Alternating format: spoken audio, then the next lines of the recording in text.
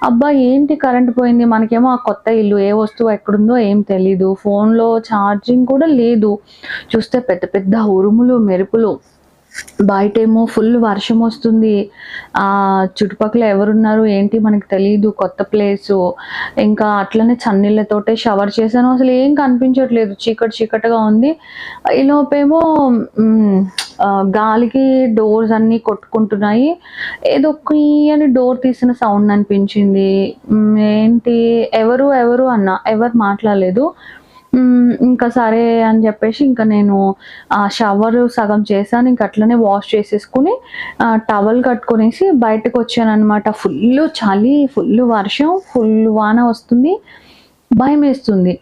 కానీ నిజంగా యాక్చువల్లీ అలాంటప్పుడు రొమాంటిక్ మూడ్ చాలా బావుండాలి.